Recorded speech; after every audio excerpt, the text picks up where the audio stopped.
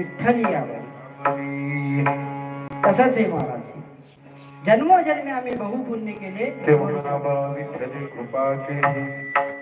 हे आमचं एका जन्माचं पुण्य नाही, एका जन्माचं फळ नाही, अनंत जन्माच्या पुण्याचं फळ आहे.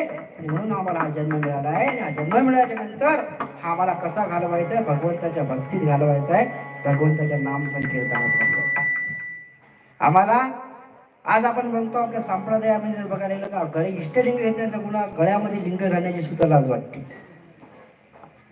गळ्यामध्ये हेडफोन घालायला कुणाला लाज वाटत नाही. हे असं पाठ टाकून सगळेजण हिंडतात, पण एक इष्टलिंग घालायची लाज वाटते, एक रुद्राक्षाची माळ घालायची लाज वाटते, एक तुळशीची माळ पण घालायची लाज वाटते.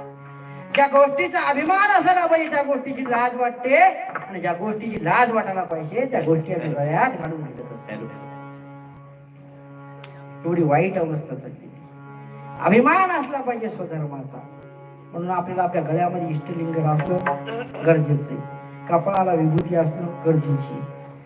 5 मिनिटं आम्ही पूजा करायला एक चित्त राहू शकत नाही महाराज, पण मोबाईल बघताना 2 तास कधी निघून जातात हा कळत नाही.